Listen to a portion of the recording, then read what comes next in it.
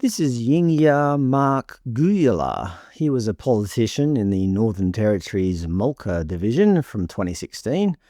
I say was because, as the ABC reported, NT politician Yiŋiya Guyula resigns, labelling CLP policies dehumanising.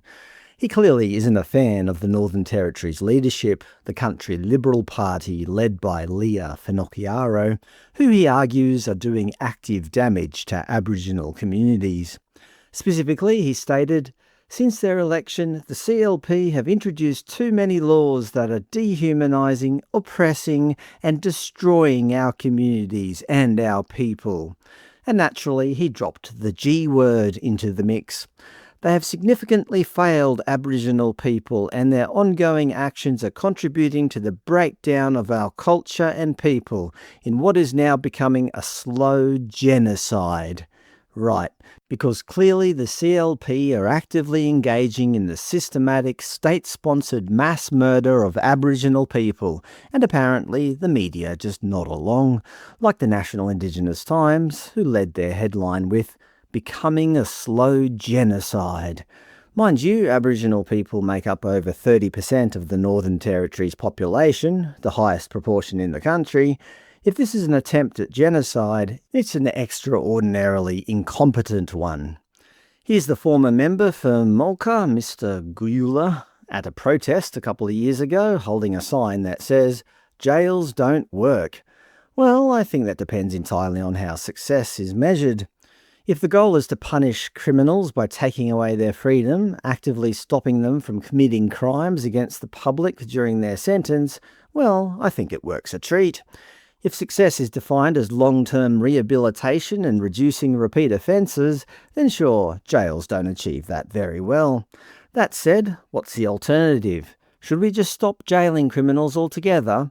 Should offenders be allowed to go around committing crimes only for us to say, "Excuse me, don't do that," before letting them on their way, free to target the next innocent victim? I think jails do exactly what they're supposed to do, get violent offenders off the street.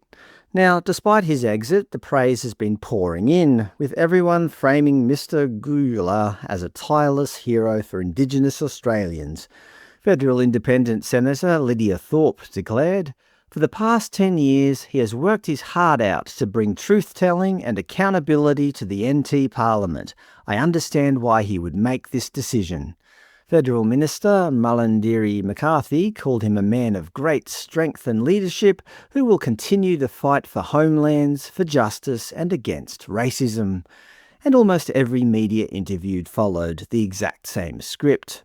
Pure, uncritical praise. But here's what nobody seems willing to say. By quitting, he didn't amplify his message. He snuffed out his actual power. He held a seat in Parliament. He had direct access to the floor, legislative tools, and a platform that most people could only dream of having to fight for their community. If the CLP really is introducing policies that are destroying people, walking away leaves those laws completely unopposed by his vote. Nobody is saying he isn't allowed to resign, but calling yourself a fighter while stepping down from the exact arena where decisions are made just doesn't line up. Sure, politics is frustrating, and being an independent is a tough gig.